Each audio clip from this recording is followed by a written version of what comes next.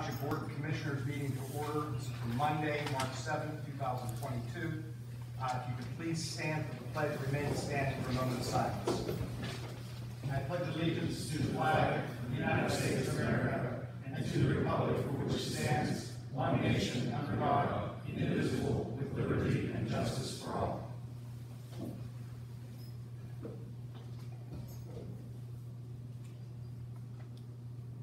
Thank you. Roll call, please. Commissioner Wong. Here. Commissioner Campus. Excuse me. Commissioner Walls. Here. Commissioner Altieri. Here. Commissioner Toma. Here. Commissioner Polero. Here. President Rudd. Present. We have an executive session this evening at 6 o'clock for litigation issues. Before we begin our regular meeting, I just had a couple of comments I'd like to make. First of all, I want to tell you, to the public in general, and also here, that it's been a tough 2 years dealing with COVID-19.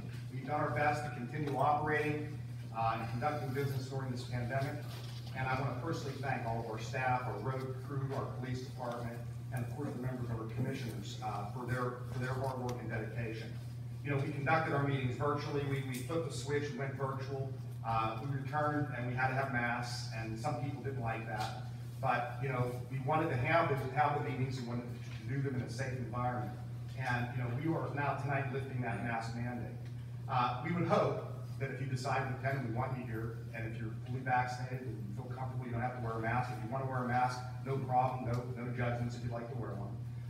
But we're going to obviously monitor and continue to monitor the COVID-19. Looks like these cases are going down, and we pray that they do.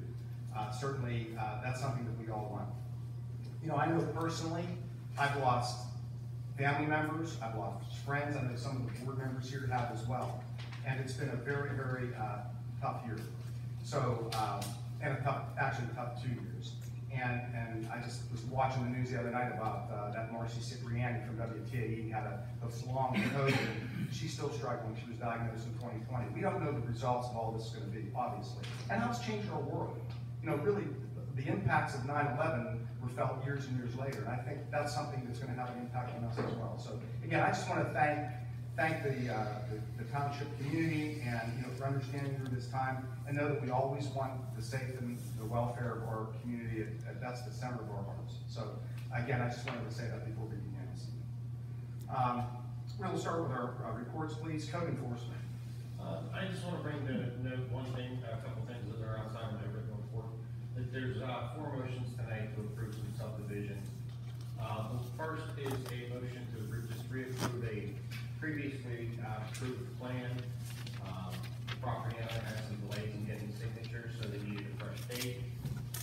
The other one is a consolidation plan. A homeowner purchased a neighboring piece of property, that's the door consolidation plan at the end of Terrytown, and they're consolidating into one parcel of land, which was also a requirement for a zoning variance that was granted. The Taste of the Trail subdivision, the Yacht Twister is being subdivided off the Driscoll's property to be on its own independent parcel and to get it sold. And then the Barnes Broadlawn plan is a lot line adjustment between family members. Any questions for the commissioners?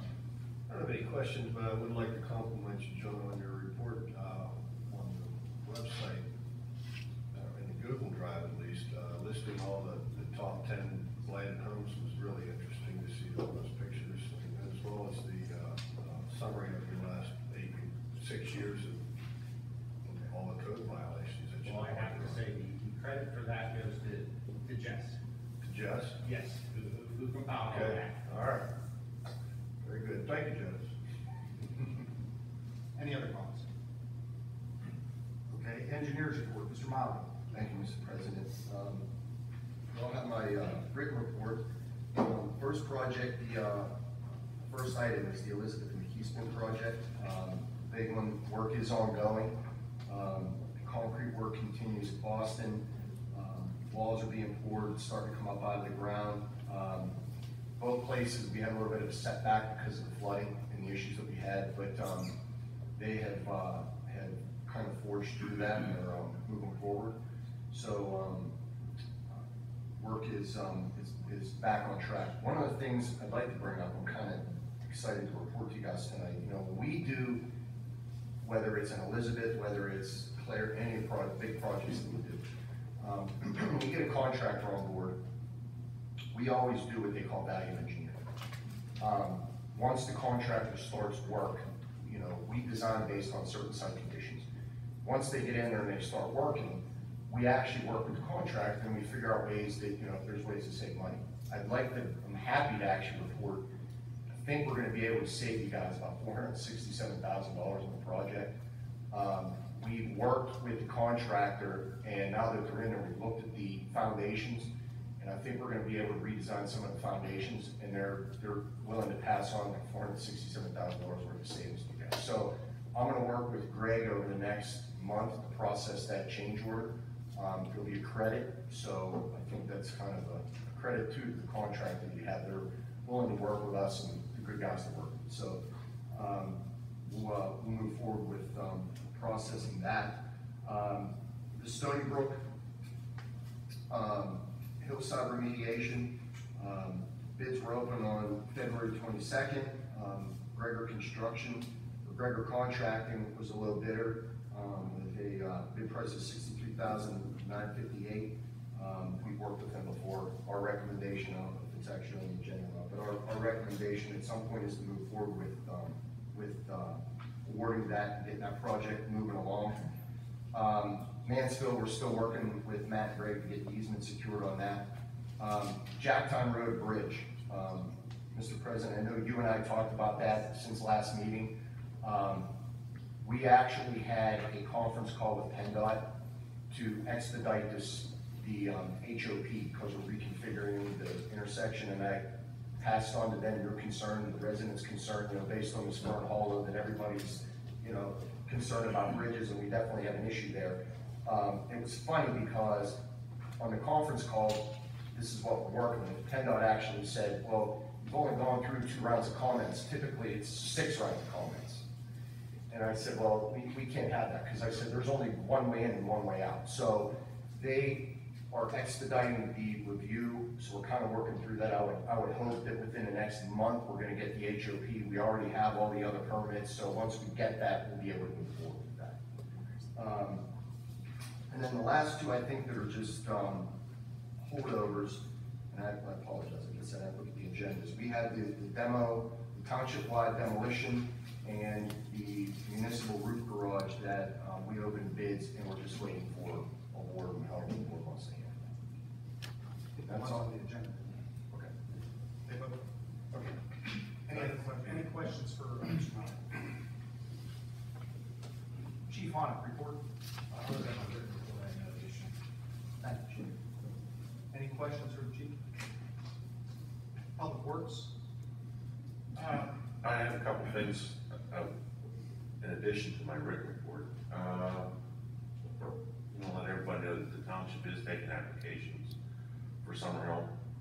That's anybody 18 years old, or at least a high school graduate. And the brush and limb pickup is scheduled to start on the 28th of March. That's when we'll be running to pick stuff up. And the brush drop off, Craig and I had worked, got that scheduled, and that's going to be scheduled for the March 31st. It's 1 day a month. You will need proof of residency when you drop off. And they're starting next week. There will be some storm work done on fallen timber.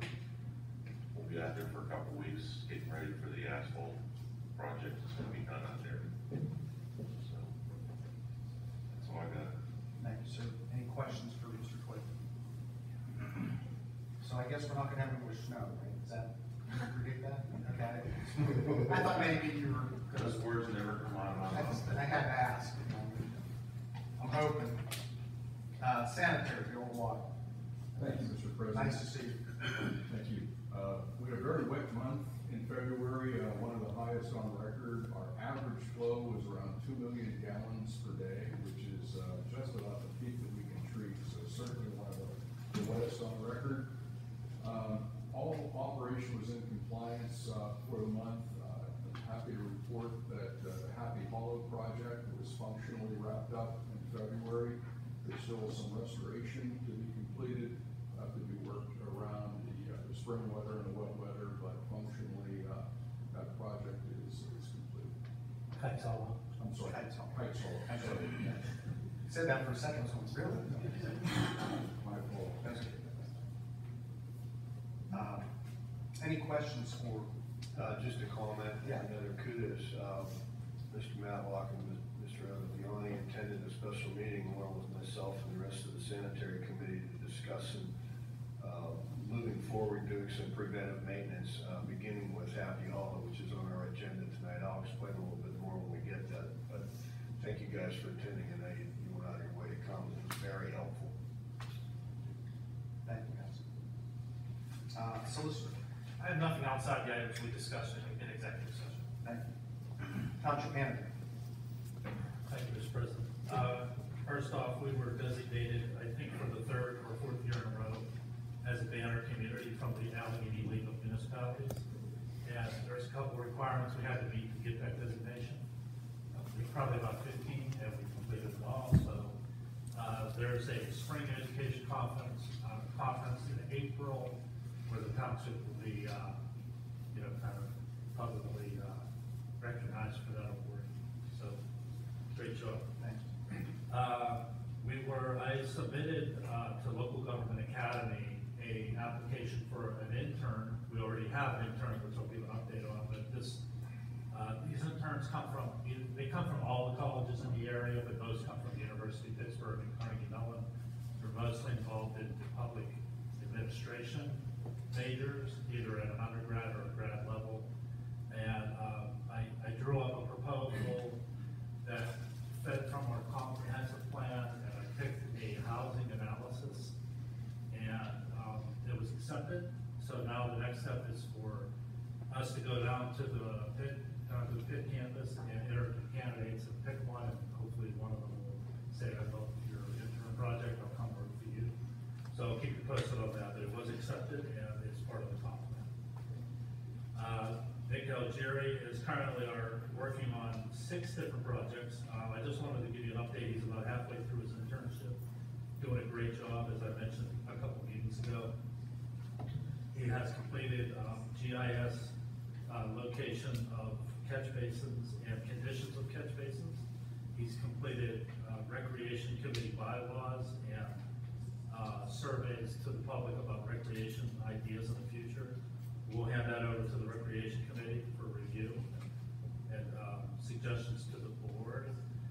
I think he's handing in tomorrow or Wednesday a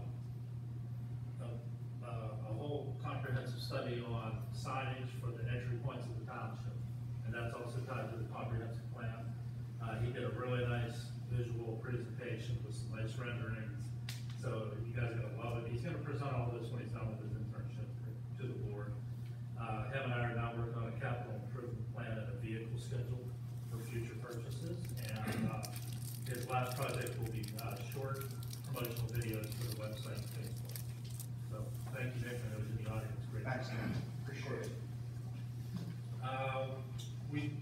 A couple of weeks ago, we sent out eight requests for proposals for grant writing services. We received 2 proposals back. I haven't shared it with the board yet, but because our deadline was Friday, so I'll be sending those out tomorrow for your consideration.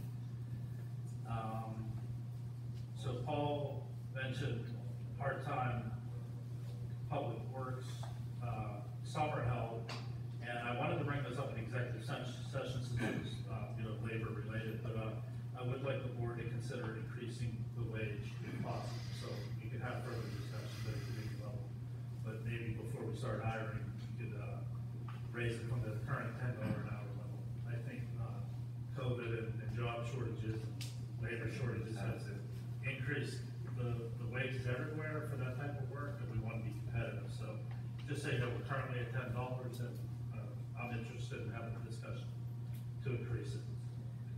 Paul also mentioned the leaf and branch drop-off. So we did pull the drop-off from the front of the building because we had a lot of outside contractors. We know this for a fact. Contractors coming in, dropping off their debris after their jobs and relying on our crew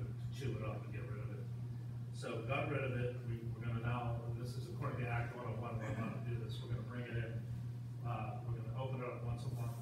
We're gonna notify everyone on the website or through Facebook, when that is, and we're gonna have, the schedules, the time is gonna be generally from noon until 8 o'clock at night, so we're gonna kind of do the middle of the day into the evening. We'll decide who gets to stay later after work and monitor that, and like Paul said, you do have to show proof of residency in order to drop it off, so that we don't have anybody abusing it. We'll see how that works, we're welcome to any feedback you may have as residents, it's something new for us. But it's still available, just on a more limited basis. The pickup hasn't changed, though, the crew is still gonna drive around and pick up debris, like Paul said, from your yard for those several weeks. The last thing I have is, I just began a liquid fuels audit for 2020. Liquid fuels is money we received from PennDOT to help us pave roads. That's generally all we use it for, is for our contracted road program. So it just involves, proof of bids, and proof of payments, and proof of bank accounts and things like that. So I'll let you know how that goes. That began today. That's all I have. Thank you. Any questions for the manager? Reports, budget finance. We met this past month. The reason we met was that we wanted to start talking about how we're gonna spend our ARPA funds that we received. We received about 1.4 million. What we decided to do was split up over the next 3 years. So spend anywhere between 400,000 and 500,000 per year in 2022, 2023, and 2024. So we kind of asked for a wish list from the different departments of what they'd like us to spend the money on. And this is kind of what we came up with. I just want to let the commissioners, the public know this is kind of what we're looking at. So for general government, we're looking at about 18,000 for an administrative server, 10,000 for township building security, for new camera system, and 7,900 towards the large format scanner for code enforcement. For police, we're looking at about $2,800 for a new garage heating unit and $35,000 for the new school zone lighting. For public works, we're looking at new asphalt hot box for about $47,000. We're looking at the Circle Drive bridge replacement for $10,000. Jacktown Road bridge replacement, put about $100,000 towards that. Some stormwater repair for $63,000. And then down to Boston Ball Field for recreation, we're looking at $30,000 towards new ball field fence and backstop upgrades. And then $42,000 towards the Boston Ball Field light replacements. And then we also want to make sure we took care of our fire departments, so we're looking to give $100,000 to be split between the different fire departments. This total for this year is about $468,000 we're looking to spend with the ARPA funds. Any questions? Great. So what we're going to do with that, and we certainly can discuss it now. And if there's issues out there, we're going to direct the township manager to get some bids on these items, and if we have to, so for purchases. And one of the things we talked about last month, Mr. Tone, was the lighting for the solar powered lights. So we put that on the agenda already, because we thought that was something we wanted to get rolling with, and that's going to come out of the ARPA funds. So that is on the agenda tonight to be approved. So as we go through the next couple of months, next couple of meetings, we'll see those items out there that we have that we know are part of our ARPA designation, and then we will purchase those items out of that. So we're really thank Dan for his leadership in that committee and making those recommendations. I know that, and then that still leaves us close to $1 million that we can look at for next year. So that's an item. I would like to make a suggestion for you guys to look at.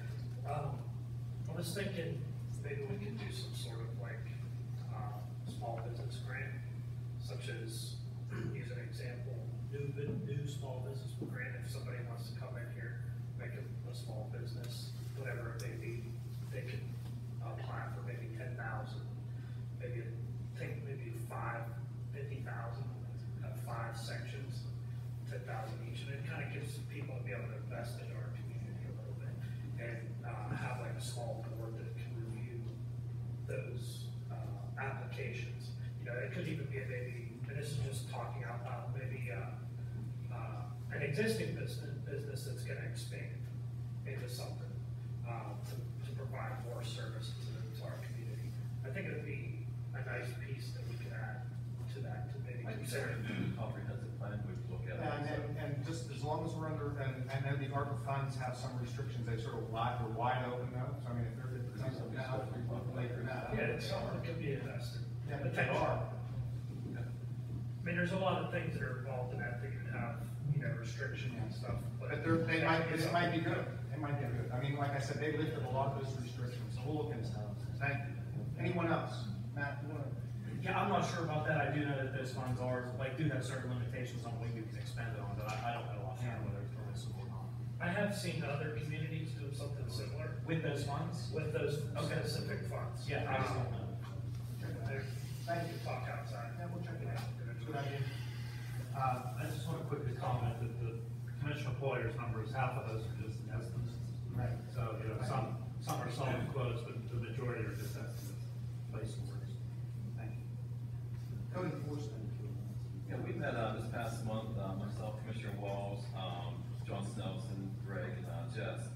And for two reasons. One was we had a developer come in, they're looking to, develop 57 new homes over Mount Vernon, mixture of single-family homes, townhomes, patio homes. And, so they're working with, John right now on what the proper steps are to, get that moving. They want to start building hopefully late summer, to start. I think they have 5 home packages that they want to have delivered if they're, if everything works out. So, and then the second part of the meeting, Commissioner Walker, you were talking about the, you know, our Commissioner's Drive about the, top 10, list of, you know, dilapidated homes. That's the list we started now in code enforcement. We keep updating it every month. And also the rolling list of all the code enforcement complaints over the last, like you said, 6 years. We're constantly updating that and staying on top of that now. We're just trying to pick the top ones each meeting to talk about and try to move those forward to get those, you know, remediated and get those off the list and move on to the next ones. Mr. Walt, anything you want to add? No. Thank you, appreciate it. Parks and Rec. Parks and Recreation had a good day on Saturday.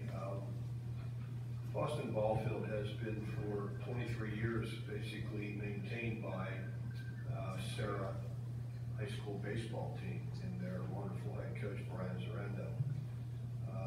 On Saturday, they brought the entire baseball team, approximately 30 young men, with about 15 adults. They had a skid loader and a small Kubota. The township had delivered a triaxle 22 square yards of infield soil.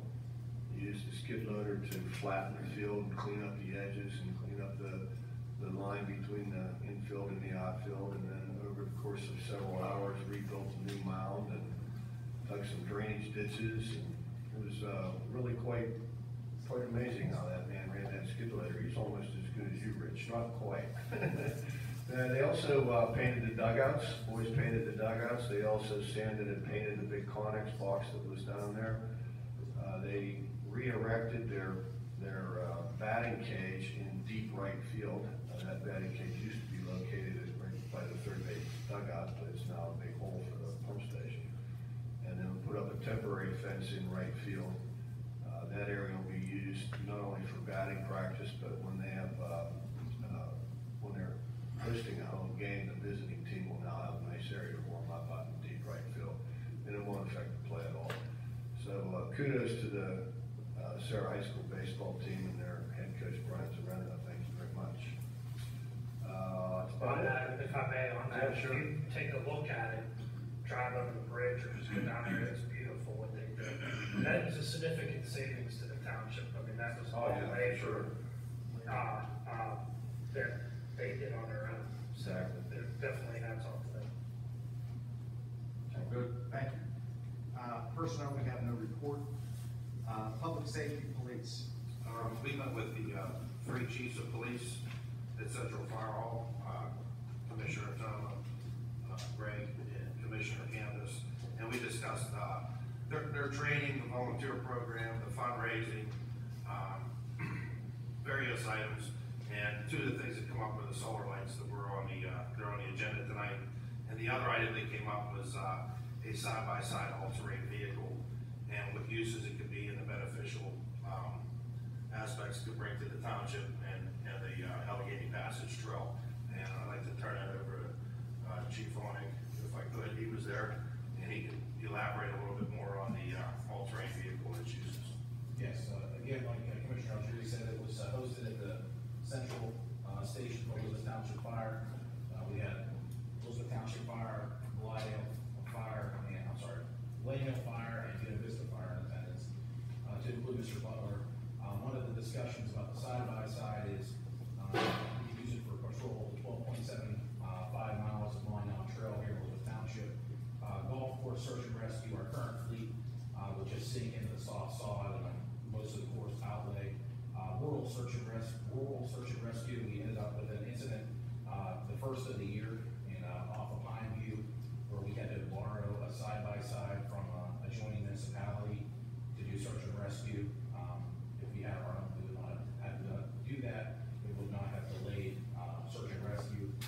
Also, of course, we use it for public relations patrols at various community day venues, parades, school functions, etc. And as you're aware, we have a variety of terrains, that are moved to the township as we have oil well sites and construction. And then, of course, certain circumstances where we would have to do riverbed rescue. Again, standard vehicles are too heavy to operate in these locations. We have used the side-by-side only for search, but one of the models that I've spec'd for proposal does have a medic cart where we can actually kind of work some laying down and extricate them from difficult locations, a place where a vehicle could not work. And of course, we don't have helicopter access, so the quotes are anywhere between 25 and 37,000, depending on the type of equipment, the width of the vehicle, and whether or not we want to get into something we have to tow or something that has the speed capability to get from a municipal building to some of our rural locations here in the township. That would be a great use for some more money. What do you think? Yes. Direction, budget director over there.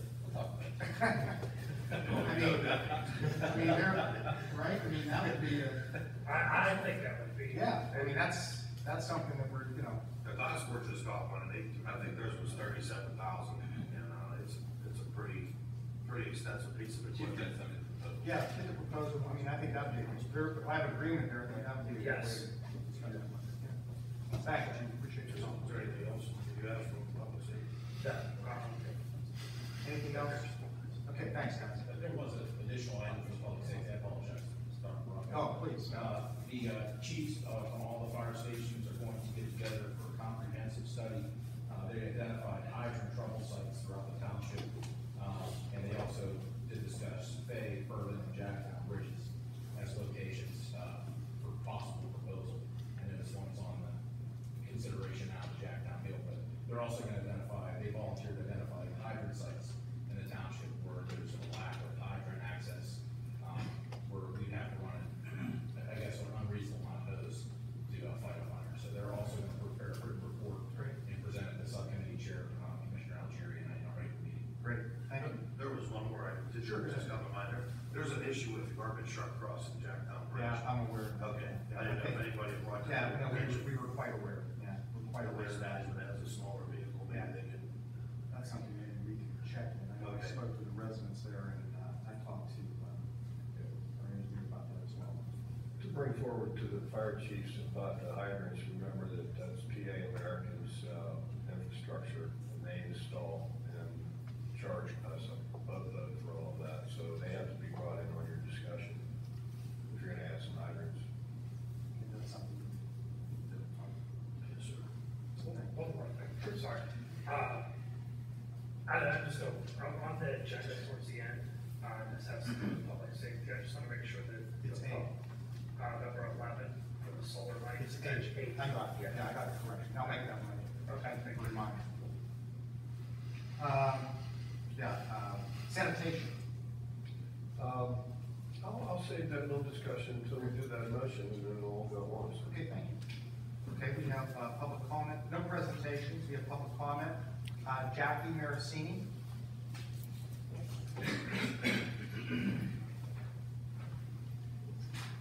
Good evening, my name is Jackie Maricini. I reside in the Green Oak section of Elizabeth Township at 409 Stoner Street. Okay. The Muddy Waters Tavern is located at 300 Smithfield. It sits above my home. Stoner Street is only 10 feet wide. It's a lane. They have 3 large kitchen exhaust fans that blow onto my property. okay, something could be rectified, so simply. They operate these fans on high. You can hear the fans with my windows closed. It does not matter. Their loud music can be heard outside their property lines. I have notified the LCD. They have been very good to me because that establishment needs to, quoting them, contain all of their noise within their property lines, which is probably just what I would have to follow as well. I do realize and I understand they have a right to make a living.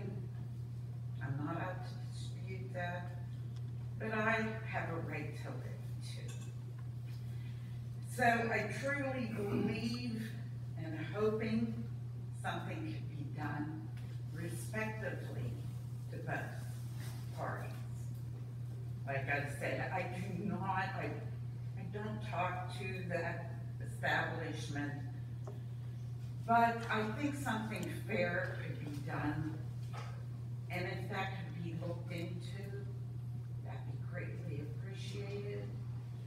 And another thing, it's real quick, I'm requesting the minutes from the October 24th, 2018 GPS medals.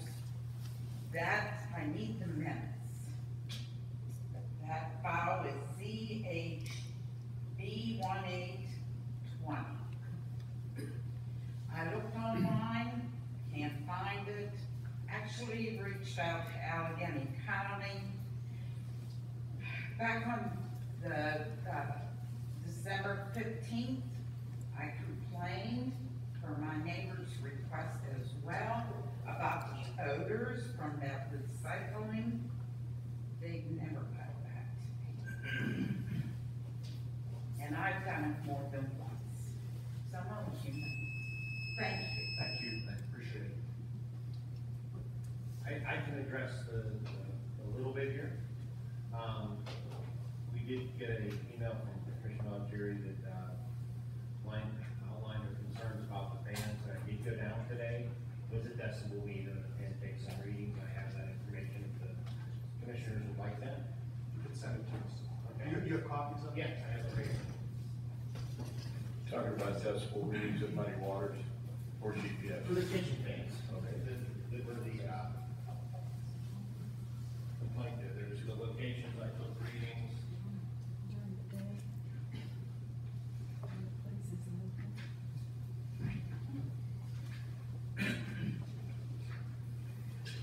First location, this was at about 3:15 this afternoon.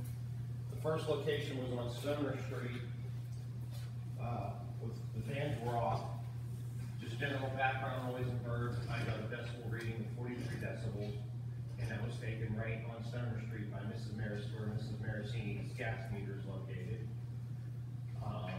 While I was there, a car went by on Smithfield and the readings jumped up to 55 decibels. Then I contacted the owner of Muddy Waters, had her turn on the fans. And I stood approximately 10 feet from the fans and I got a decibel reading of 45 decibels, a reading of 45 decibels.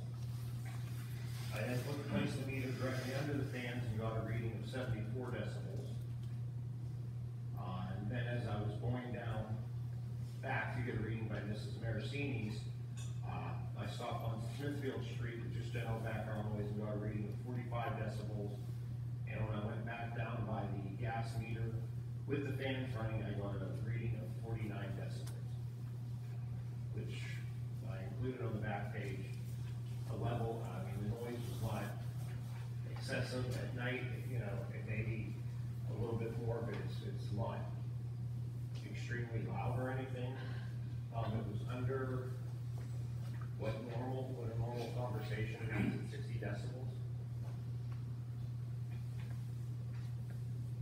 So certainly not to the level of citation or any warning or anything to them at this point? No, and I mean, a reading of 70 right underneath the kitchen exhaust fans, they only have one speed. You know, and it's, That's not true. you know, say if you're using it. There are more speeds on the fan. Yes, there are, Why don't you go at night when they're You know, actually? they have 3 fans, yes. depending upon which, if they're using, you know, like which, the quote's kind of divided. So if they're using, the appliance down here, that's 1 fan, and then the other one. Did they turn on all the fans or just the one they chose? No, all 3. All 3 run? The one, I don't think runs, because she did turn it on, but it did not take on. And Not on high, they were not on high. Greg has been down there with me before. Well, I'm gonna. There's only on-off switches. Okay, well, let's do this, let's continue to monitor, maybe go at night, or maybe go at a time when it's a different time, and you were there at 3:50 in the afternoon. Maybe let's try stuff at a different time, and then we can report back to the commission where we're at. Please address it. Have we heard anything about the vans at night? We had any complaints on that? Any, I was going to say, one of the things now we're in normal weather, we should be spot checking. yeah, A lot, you know. lot of bands. A lot of bands outside of the. And outside of Chief, the structure. you certainly could do that as well, you control that area. Thanks. I wouldn't be here if it, you know. Well, we're gonna, we appreciate you being here, and we're gonna look into it, if you like a copy of this, I can give it. Okay? Okay, But I can. you're welcome. You're welcome. I could also make a comment on GPS Mills, Ms. Marasini. I did a little research into this about 2 weeks ago. In fact, spoke with, if you may understand, air quality is not the township's responsibility to monitor. That's Allegheny County Health Department and their air quality bureau. Personal phone calls, emails, so forth. They have made 8 or 9 investigations, 8 or 9, and that is on record. And I'm surprised that they didn't get back to you, but they don't call people back. You have to do the email thing with those I'm guys. gonna be upfront and honest with you. It's not me as much as Mr. Schaefer. Yeah, that's Mr. exactly right. Boyd. And the township, the code enforcement has been trying to help with this for a while. Things do seem to be improving down there. It's not perfect yet. They have a few more things that they're gonna mitigate in the springtime. So it is moving along, but it's been a long process. Good. Thank you. Tim Baskin.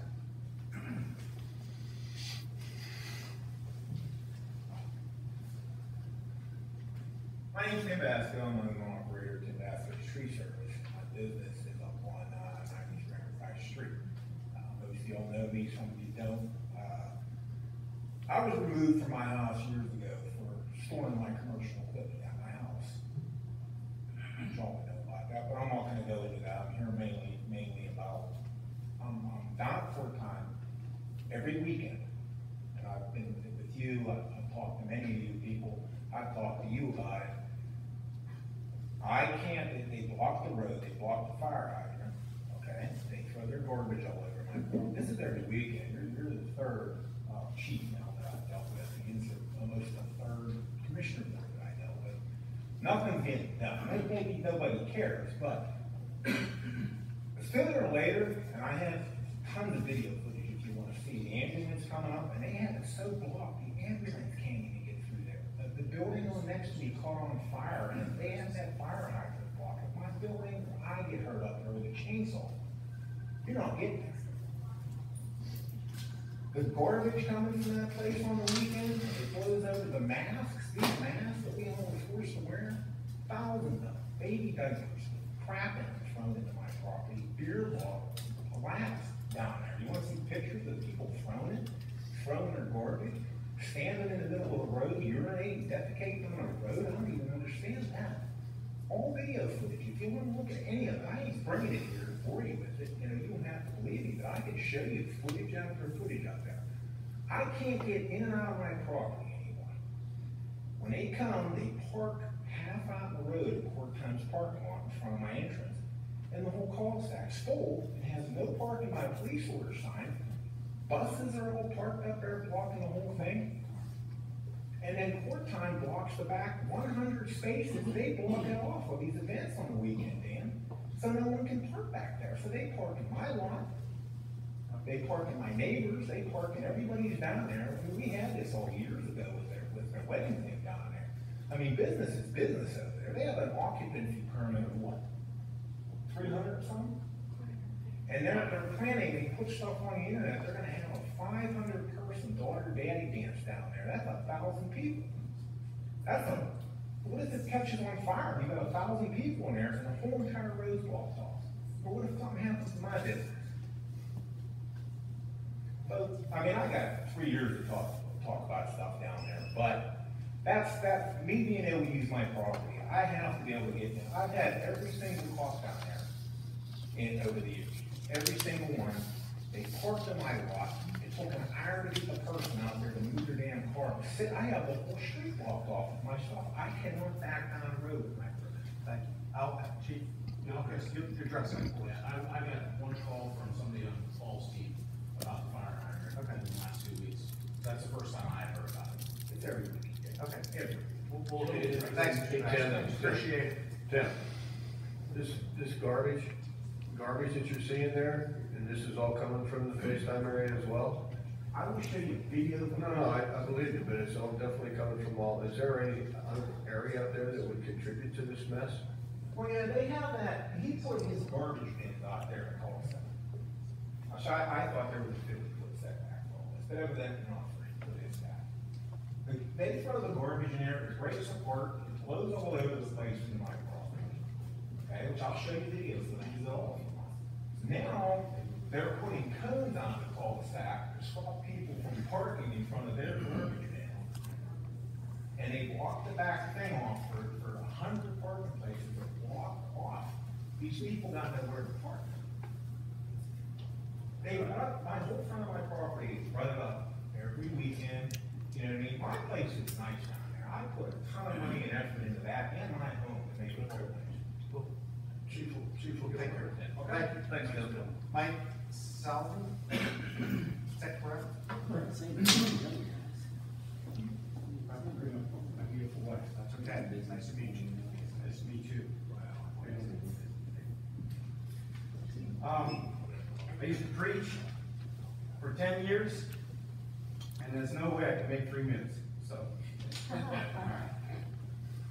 First of all, my wife and I have lived up in the Township since 1976.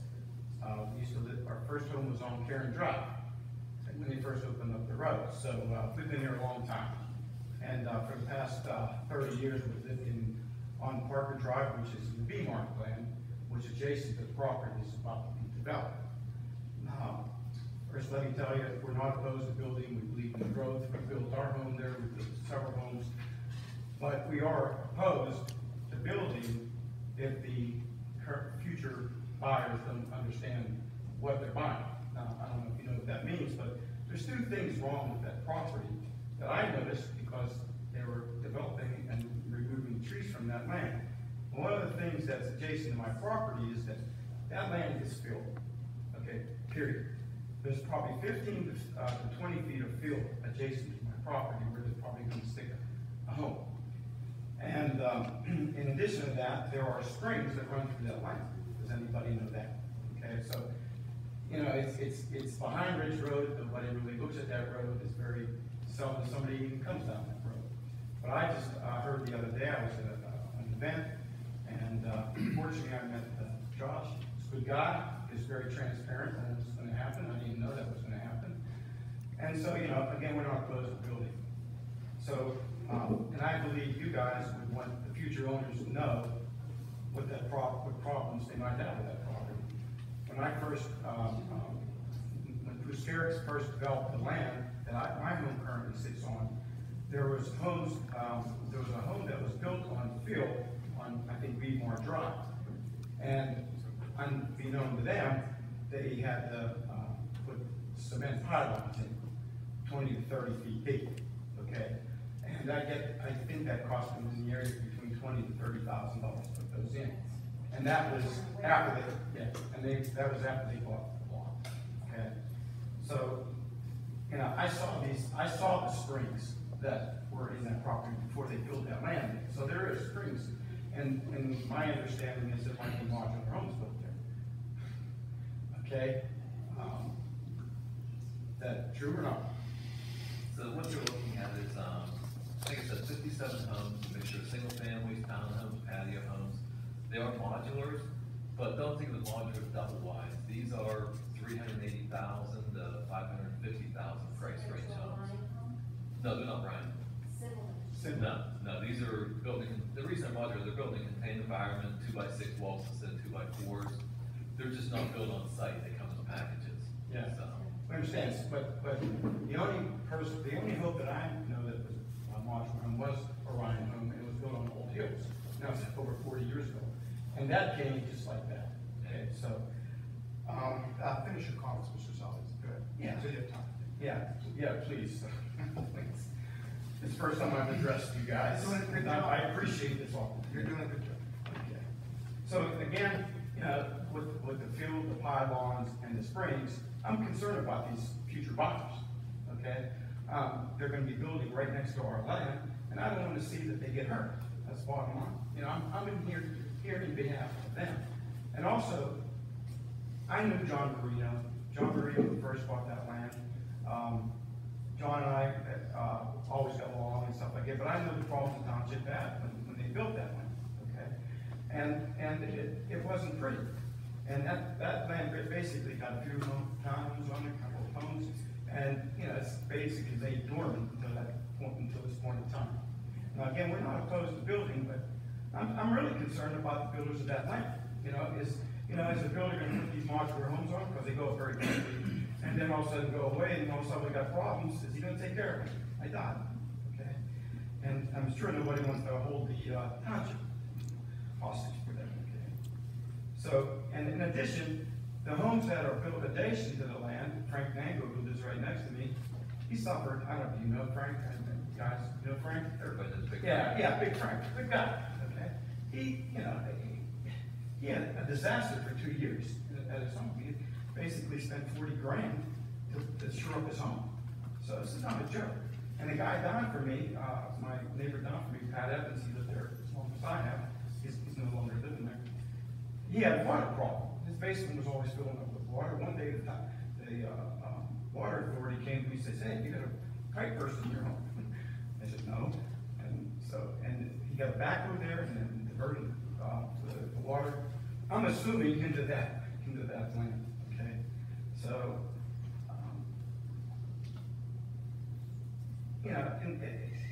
if that land is not properly vetted, okay, and these guys have problems, it's not a good thing to happen. We appreciate you coming out, and certainly, hopefully, whoever looks at developing that, they address that, but we thank you for your comments this evening. Do you know this developer? I don't know anything about that. I don't have the name with me, but John, you might want to talk a little bit about the process they'll go through to develop it, if they're starting over. Right now, the way the township's looking at it is, there was a development that was started and it kind of just phased out, been abandoned for so long. We're looking at to have that come back and almost start from scratch, applying, starting with some new land development applications and everything. We're starting with everything under the old developer and so old. We're gonna review everything.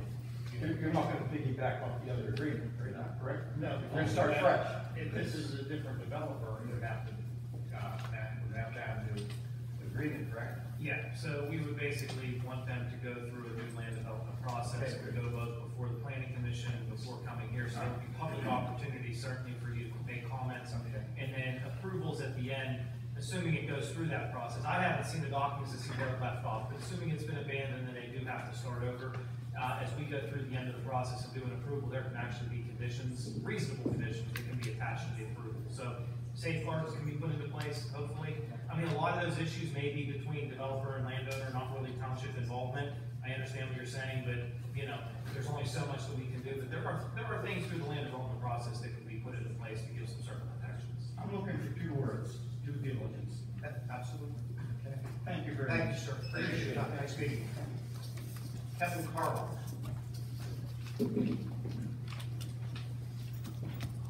Hello, I don't waste a lot of your time. I just want to ask, I know a handful of people here that know Mr. Carlock. He was a commissioner for 48 years. I just wanna see possibly there be some kind of recognition given his name, because of the fact that when he started, there was, there was just a municipal building down there with two, it wasn't even officers, they was, constables. Now he has 19 police officers, and when he left, and they had their own police cars. One time they took home, and I mean, he brought this place a long way.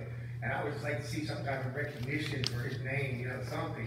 I mean, you probably don't want to dedicate the building or something like that, but maybe you say, put a plaque up or something, showing the work they did, because in all honesty, he's an icon in the whole state, because he's the longest elected official in the state of Pennsylvania.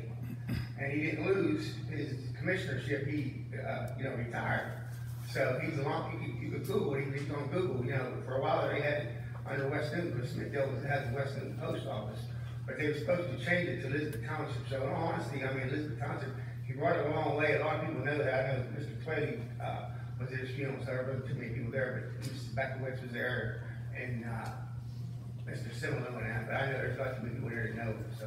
Let Mr. Butler contact you and get some information. Okay, yeah, I just want to see if we can get something done. That's all. So I'm small, like I said. Okay, thank you. Great. Excuse me, hold on. I think it's important that we recognize legacy like that, and hopefully between Greg and yourself, we can come up with Thank something. you, Chris. I mean, it's something small, like I said, it's just there's, of course, there's a picture of him over there, but some of you see the picture, not know who that is. Right. And of course, there's a lot of past commissioners out there, but there was nobody commissioner for 48 years. He was longer than 48. He was, he was elected for 48, but he resigned after that, But I know there was a couple like Mrs. Beckwith, and I said, "Oh, Charlie wants to get over 50." He said, "No way, I want to. You guys know how this coming in now, how hard it is, I mean, I think he gets some little bit of recognition. That's all I'm asking for." Yeah, that's 12 terms, that's a long time. A long time, yes. And he was what you call it, chairman of the board for 38 out of 40 years. I think I read something somewhere where he, down in Smithfield, after work, he would go down and make sure to take out water and turn on the pumps. Yeah, well, that's why he ran for commissioner, because back in the day, Forest Hill was Red Dog, and he wanted to get a paid, so that's why he ran for commissioner, to get a paid. So he definitely should be recognized. Thank you. Okay, thank you. We'll get, contact Mr. Butler, we're trying to make a contact. Okay, thanks. I didn't Thank think you. these No, guys- not a waste at all, appreciate it. Thank you very much. You're welcome. Larry Watson, Stony Brook. And happy holidays. Good evening, folks. Good evening. Thanks for having me. For the sake of brevity, I'll go as quick as I can, won't show up in 3 minutes. Been a resident here since early to mid-90s. My wife, I'm gonna bring her up here with me, is right there, Tara. She's lived there her entire life. My father-in-law's been on Happy Hollow. He's 85, he's the youngest of 14. They owned all that at one point in time, okay? The water issue we have on Happy Hollow, and I haven't been in front of this commission for probably 15 years. First time I addressed it was right after Fox Run went in, nursing home went in, and we just had a massive amount of water. So here's the history lesson. 85 years old, has never seen this ever in his life. Youngest of 14, you guys can do the math. The bridge that's on Happy Hollow, and I told Mr. Maury this, horses used to run, whole herd of them under that bridge. So the problem is not any one issue, okay? They put the sewer line in what, maybe late 60s, early 70s, I don't remember. We were all playing Little League at the time, right? But they raised the level of that creek. Encased it in concrete, raised the level, all your drainage went away. Problem number one. Everything else, and I love development, right? I mean, I love the fact that we're increasing our tax base. Everybody benefits from it, right? The schools, the Little League, where we're looking to spend this money on, the fields, right? We don't have those types of problems. Now, the money that you're looking to spend, and we're buying side-by-sides and things, I think it's fantastic. But we have a bigger problem because we can't even handle our stormwater. Okay? So I'd like to thank Dan, right? So this goes back to Helen Cogan. She was the first commissioner that I became aware of when I moved into the township. We had an issue there, Chris Evans, God bless him, love him. But Dan, you started to take some action and get some attention to the problems that we're having here. So you have, Mr. Maurer, you had a young engineer there, Mr. Tissue, I think, and he was gonna do a stormwater study, to kind of look at where this water was coming from, okay? Whether it was just an inspection, I think we need to look at that. Now, why am I standing here? Well, We wanna fix the Stony Brook issue. 2 houses up there, I went up and inspected myself, one's vacant, one's owned, one seems to be, has a lot of dogs kind of crowding the back, I get it. I see the erosion there, I saw that the pipe kind of broke free, there's a story behind that. They put Stony Brook in, one day, my father-in-law comes out, Niagara Falls coming over the hill, he had no idea what was going up on that hill. Contractors came in, collected water, dumped it down on him, and walked away. Nothing was ever done. He remedied the problem himself, right, because that's what he did, they owned a farm, you just fix your problems. That's what he did. Okay, well, it's here again, right? If you guys want to fix the problem up there, it could potentially create another problem for me, and I think we have a bigger issue, which is all the stormwater that happens on it, you know, that comes down Happy Hollow, right? So, Greg, when you came out with Kevin, I'm over my 3 minutes. When you came out with Kevin on Friday, I thank you guys for doing that. And I said, look at the tax base, right? Youngest of 14 lived there his entire life. So did everybody else. The tax revenue that came into this township, and they owned a farm, and they pay all their bills, every single one, right? So I guess what I'm saying is let's take a look at this and figure out how to fix the problem. At least start fixing the root of some of it, right? Because I also sent you a video along with Kevin, and I think you had that as well. That was one time when it rained. I mean, that wasn't even bad rain. So every time it rains, we get an inch of rain, we're holding our breath, right? We're gonna get flooded. So that's it. Okay? We're on it. All right. We'll look into it, and I know Mr. Meyer, I saw you talking to him before the meeting. Yep. Where it is. All right, I'll see you guys there tomorrow morning, okay? What time? 6 a.m. I'm up at 5. I'm leaving out of meeting tomorrow on the road. Thank you, appreciate you being here. Betsy Piper?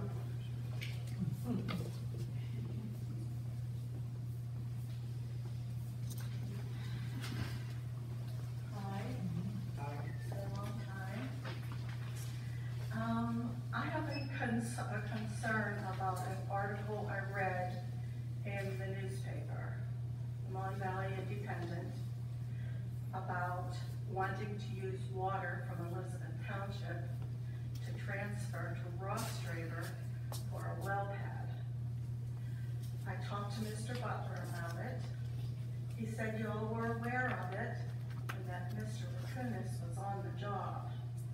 I called him again last week and I didn't hear from him. I'd like to know if any of you know anything about this. We're concerned about the water from the Yawk coming from our pump station to go to Rostraver. Because who's gonna pay for all that water? I read in the paper that it was a possibility that they were gonna use that water withdrawal for the other well site in Westmoreland County. I think, as you probably know, that the challenge to that water withdrawal is still pending litigation right now, so it's still on appeal with the courts. So that that issue is pending, but in the meantime, the court has granted them the ability to use it. So there's no restriction in them using that water. They do monitor it. I believe, I'm not sure if they give us reports or not, right? But I do believe they do monitoring for that, so I'm not sure. We haven't received any complaints about their usage of it or any concerns about overusage. Are there any water pipes, lines that go from the township? Well, they would have to have the proper right-of-way and easement agreements in place in And order they to don't do have that? temporary water lines. And they don't have that, or they We haven't applied for wouldn't that? have, they'd be with individual landowners, they wouldn't be with us. Wouldn't be through township property, it'd be through individual property. Well, does Olympus pay Elizabeth Township to pump water out of the Yawk? No, they pay a fee they pay a lease fee, but To- not to to you? pump the water. To the township? I believe so. Yeah, that property's leased for Yeah. 12,000 a year, but $12,000 that's a year. just a little. So that's 1,000 a month. So if they took 40 million gallons to supply water to another fracking pad, would they pay us more money? No. No, it's a lease agreement. It's a lease for the property. It's a lease for the property, it's not based on water, it's not based on the water, nobody owns the water, it's the waterway, so it's for the property itself. But we pay for our water. This is river water. Yeah, it's- You can't compare. Okay, so nobody knows about any pipelines going in from the township to two Ross trailers This has all to been. carry water. This has all been anecdotal as you're hearing. I have not had any Well, it's specific. not really I haven't had any anecdotal specific conversations with because anybody at Olympus about it. Olympus is telling them that they are going to get water from us. And that's contingent upon them agreeing to give them a permit for the well pad. Nobody knows anything about that? Yeah, there's no restriction on that, so then, hey, but I can certainly reach out to the proper people and find out if they are. Will you do that? Sure. Because I called, 6 weeks ago, and I called again 2 days ago, because I gave you time to follow up. Who did you speak to? First time, I spoke to Mr. Butler, Okay. and, I said I'd follow up, because he told me Mr. Rakunas was looking into it. So I called in last week. We will get to you. We'll get back to you this week. Okay? Man, I want to piggyback off of this and ask a question. A resident sent me a video last night of an old commissioners meeting, and it had Olympus talking about the water withdrawal from the yacht. And it said that they had restrictions. If it got below 5.5 feet, they could not bring out any more water. Who would be monitoring that, or how we see if it's being monitored? I can find out, again, it's not us, I think they have their own engineers. When you guys got a restriction, that's really what the restriction would be, is if the level of the water comes down too far. And when I saw this video, it's actually, it's them talking in one of the meetings. I think we should look into that since it's been addressed several times by And residents. if they, I think there is something automatic. Oh, okay. I think there's like a float or something, and then you can take, I recall that I think there was something automatic that cuts it off the pump. But again, who's monitoring it? You know. I would refer you all to the U.S. Geological Yeah. Survey. They have, flow meter in Sudlersville, and at any given time, it's crazy how much water's coming down that river. But flow's different than height. It flows slow down. and No, it's it does not. John's right, they do have some type of a float there that will. Just because it's been brought up several times, I think we should address it. I still have 3 minutes, because somebody did. No, start. your time's done. Okay, just one more thing real quick. Time's finished. I want to thank Mr. Rakunas. You and your family contributed to our grandson Caleb's, and we want to thank you for that. Thank you. You're welcome. Fred Bickerton.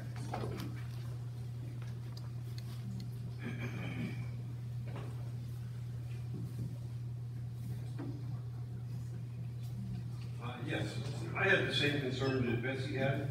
I'd like to go a little deeper into it.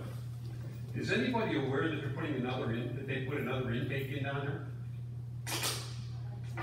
I can find out. 4 years ago, they put an intake in. Right here is documentation that they've submitted to the DEP showing that there's a Galena #2 intake at the same location. What's involved in an intake? Pardon me? Like another, An intake would be a pipe out into the river and the line coming in. if you have a copy? I have a copy of the DEP, so you. Yeah, I can find out. One question I have about that is, I know that the township entered into an agreement with them some time ago that they give us $12,000 a year, and in the life of that plan already, they've already saved $13 million. I didn't think we did a real good job of negotiating that agreement then. But the question is, if they put another intake in, should we not be reopening that? And get what we should be getting for Yeah, let me see what you know. where they're getting. I'll reach out and find out what's going on. This is the document right here. What's the date? This is their, water plan. Okay. The original intake is shown as number 11 on here, Okay. and that was issued somewhere around 2018. The other one here is number 14, is a new one that they're showing as the Galena #2, or intake B, they call it here. It's slightly smaller, because it's only 3 million gallons per day instead of 4. But this was put out like 3 years later. I mean, to be honest with you, I mean, I'll look at Say it. no, I'll bitch. Yeah, I'll We get John. can get a copy of Look at that for you. Yeah. And then we'll have John. Yeah. or- No, I don't need this, I took down what I. Okay, Jamie can get a copy. No, I got it. Okay, and I know for a fact that they have told people, the commissioners in Ross River, that they plan on pumping the water from Galena. Yeah, and To you Rochester. have to understand, when we did the lease is for the land itself, so I don't know that there would be anything prohibiting them from doing that, first of all. Second of all, the reason, at the time, it was a totally different board, but the reason that that water intake was attractive to the commissioners, one of the reasons was it removed hundreds and hundreds and hundreds of trucks off the road.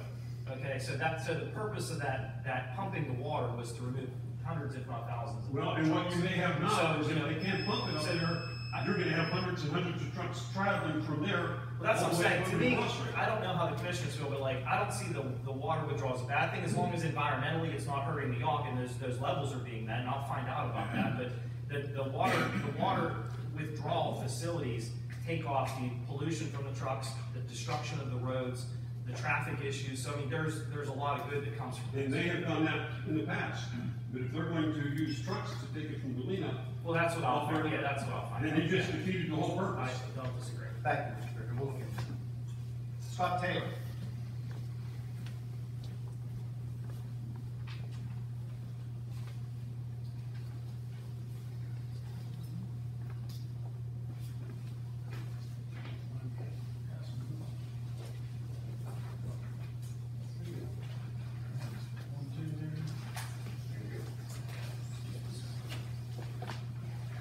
Good evening, Scott Taylor, 304 Mohawk Drive.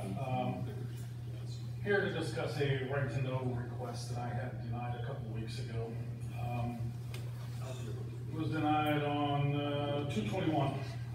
2 days later, I sent an email to Mr. Butler and Jessica Grunland, looking for a few minutes on the phone to discuss the denial and a little more clarification on the denial. Some 12 working days later, I've yet to hear back from either one of them. Don't know what the reasoning, really doesn't matter, I'm sure you forgot about it, right? The answer will get. So we're cited as permitted by section 705 under the right to know law, is why this was denied. Section 705, which you guys have a copy of, when responding to a request of access, an agency shall not be required to create a record which does not currently exist or compile, maintain, format, or organize a record in a manner in which the agency does not currently compile, maintain, format, organize, and record. Now, what I asked for was copies of 1099s that would have been received from Olympus and or Huntley & Huntley at the time, ranging from fiscal years 2015 through 2021.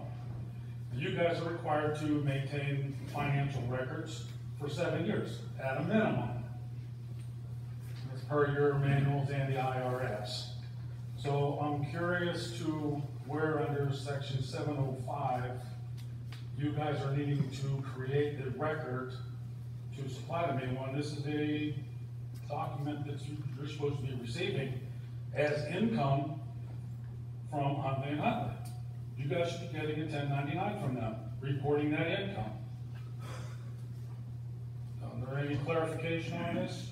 Yeah, we don't have it. You don't have it. As far as I understand, the 1099 is a internal revenue service document. Form 1099, correct? Yes. So we're tax exempt.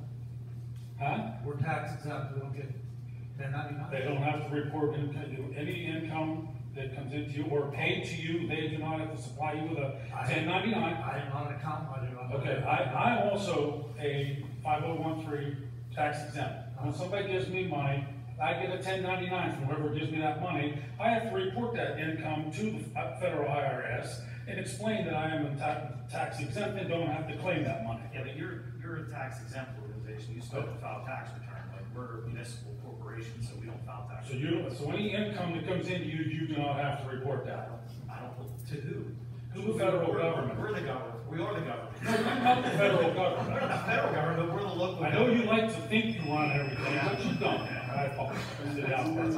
But, okay, I understand that maybe you guys don't have it, But where under this, you're not creating a document. He's saying we don't have it on file.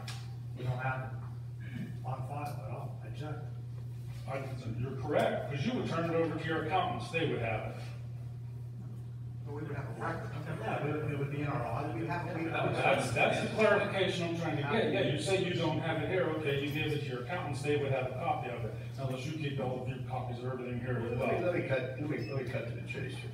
So, let's say there is no 1099. Fine. What is it that you're really looking for? And I would guess that it would be total on royalties, total on land leases and so forth, like all of that information, perhaps their gifting to the township, their support in various ways. So you're looking, isn't that all available in the, No, it's not. Kyle, you and I personally have been over this many times. That stuff is not. What you get from your impact fees is, because that's controlled by the PUC. Everything else is them handing you money. There is absolutely no record that I've been handed. You promised me a complete document detailing all the this. actual budget. It should be listed, there's a line item for all of it, it should be listed in the actual. Okay, I as public do not believe you. How do you prove that? Okay, well, we're not gonna solve this. You guys have 3 minutes. What I would suggest, just a second. We do a financial, while we do our own accounting, we have budgets here. I would assume that that's generated as a revenue in our budget, I would think, Dan, correct? I mean, I would think that would be in the budget somewhere. Absolutely it is. I'm sorry. Well, you would see some revenue, I've right? got on to Mr. Taylor. So you have those documents. You've done several right to those. Yeah, I denied every one of them. No, you don't. Yes, I absolutely was. I absolutely was. I'll bring the pile of them up here to you, Greg. I spoke to you and Jessica and John on the phone explaining what I wanted. Well, very specifically. Well, all I can say is our budget's posted online, and there should be documents there relative to revenues. Great. I'm standing here as public. I don't believe you. I want to see documentation of what you received in. Okay. All I can tell you is that I can look into it. I can talk to Mr. Butler about what's in the budget. I've seen the budget as revenue. We can look into that, Mr. Taylor. Thank you. Thank you. And just so you guys know, tomorrow is my 15 days for the appeal to the right to know on this denial. I will be filing that, so hopefully I can help get the resolution from them as well. You're welcome. Thank you. Okay, let's move to the action items on our agenda, please. These would be consent motions. Motion to adopt resolution 2022-05, authorizing the request for statewide local share assessment grant of $862,000 from the Commonwealth Financing Authority for the Forest Hill Road Slide Repairs Project. So moved. Dan, second. Second, Mr. Toma. Any discussion? All those in favor? Aye. Opposed? Motion passes. Number 2, motion to adopt resolution 2022-06, authorizing the disbursement of $317,299.75 in fire funds for the 2021 special fire levy account. I need a motion. Motion. Mr. Tony, second. Mr. Poirier, any discussion? All those in favor? Aye. Opposed? Motion passes. These are non-expenditure items of consent. Motions, please. Motion to approve the commissioners' meeting dated February 7th, 2022. So, Mr. Algieri, second. Mr. Walk, any discussion? All those in favor? Aye. Opposed? Motion passes. Number 3, motion to approve the Vensco plan that for a lot line adjustment. Say that fast. This is a previously approved plan by the Board of Commissioners. I need a motion, please. So moved. Dan, second. Second. Second, Mr. Walk. Any discussion? All those in favor? Aye. Opposed? Motion passes. Number 4, motion to approve door consolidation plan as recommended by the Planning Commission. This is a consolidation of 2 parcels into 1 parcel. So moved. Mr. Brewer, second. Mr. Algieri, any discussion? I think Mr. Snelson discussed that earlier this evening. All those in favor? Aye. Opposed? Motion passes.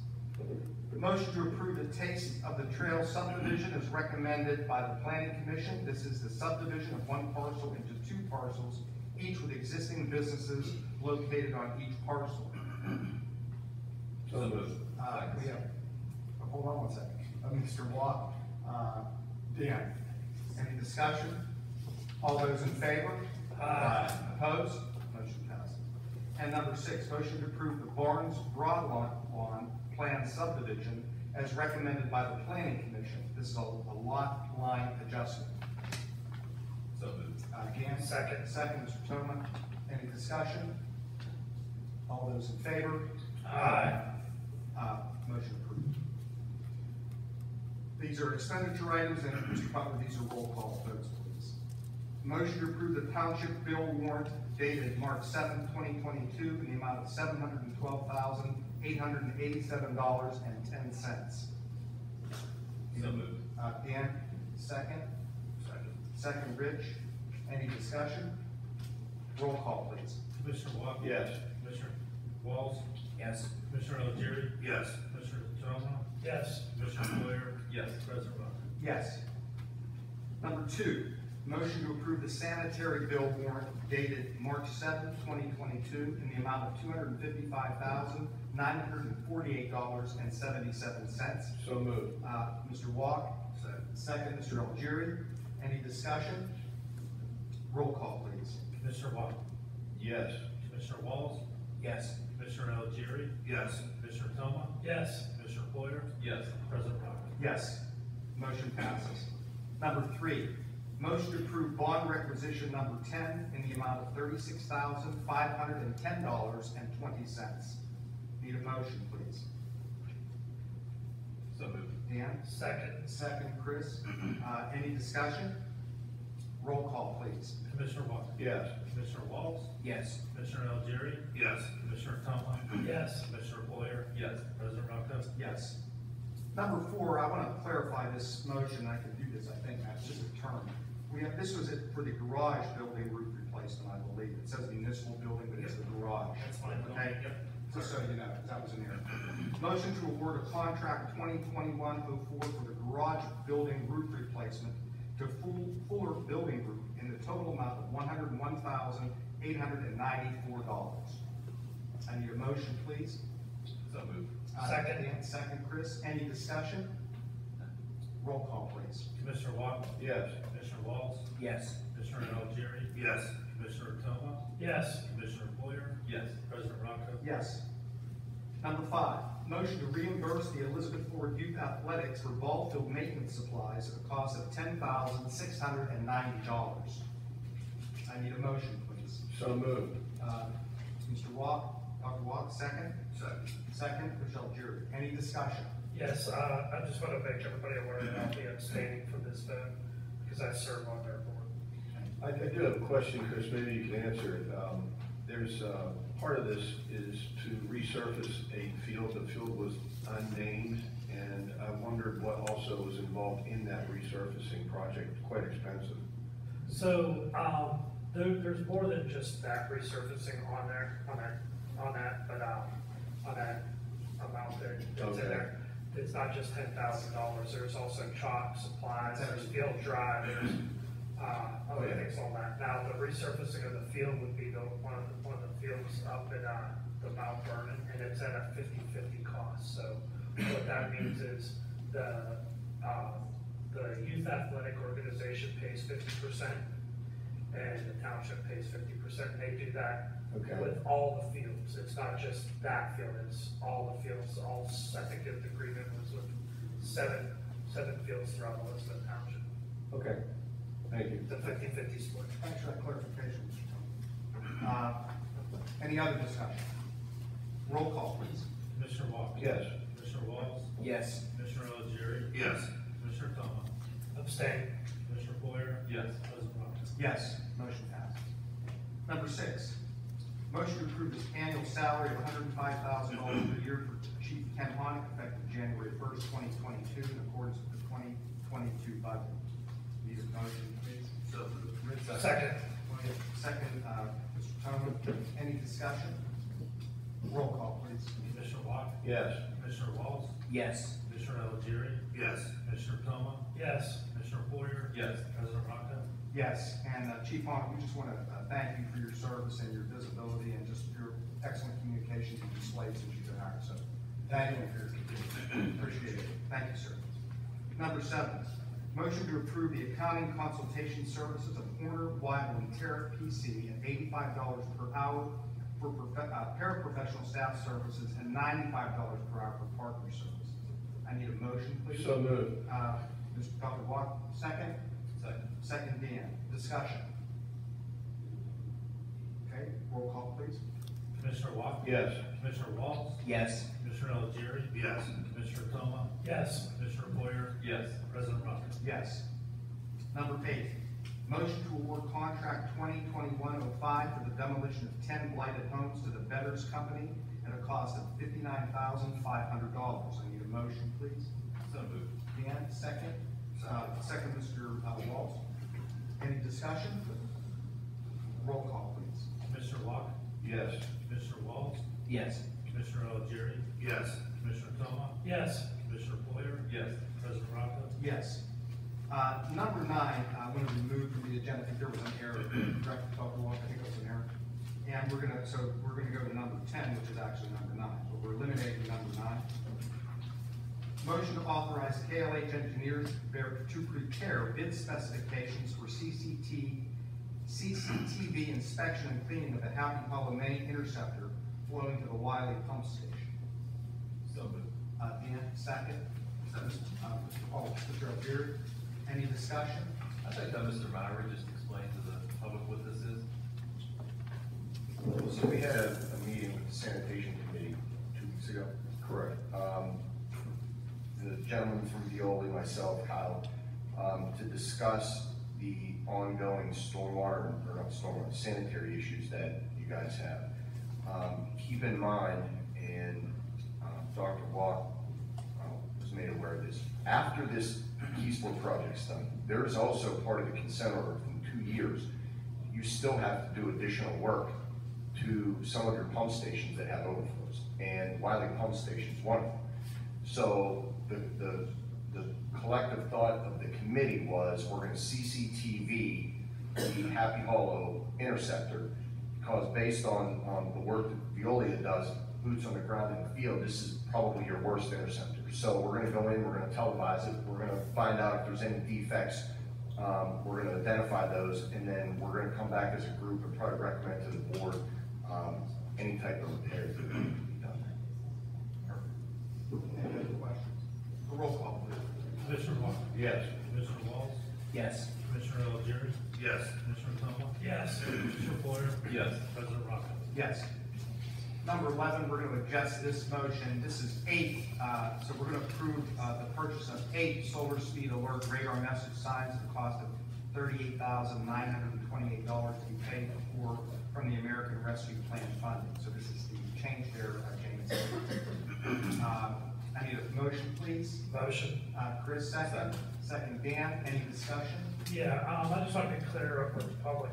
These are for our 4 school zones. There'll be assigned 2 per school, and they'll help bring awareness to their speed, et cetera, to those areas. And there's like one on each side. One on each side is flashing, it gives them their speed alert, gives them warning to slow down. And I know that currently 2 of our zones don't even have any type of flashing signs. The other 2 are kind of old and a little bit outdated. This will definitely bring awareness. And I presented this to this body just 3 months ago, and the turnaround in 90 days on behalf of one of our most precious assets in our community, our children, this board just spent through it periodically with a vote, so I really just can't say thank you enough for putting our kids first. Thank you so much. Will there be a 5th one at William Penn that will move forward? From what I'm told, they have already purchased theirs, and they have them in hand, got them in December. They're looking as soon as the weather breaks, they're planning on putting them up. So, now what exactly they bought, I'm not sure, but when I did approach them, when we were gonna purchase ours to see if they wanted to go along, they already went ahead and did that. Thank you for pursuing that, and, thank you to the American Rescue Plan for helping us. So we need a roll call. Mr. Walker? Yes. Mr. Walls? Yes. Mr. Algieri? Yes. Mr. Thomas? Yes. Mr. Boyer? Yes. President Rocco? Yes. Need a motion to adjourn? Can I make one statement before we do? I just wanted to make a statement here. Coming out here and looking to see everybody's face with that mask on is amazing. I love it. Happy to see that. Motion to adjourn. So moved. Second? Second. All in favor?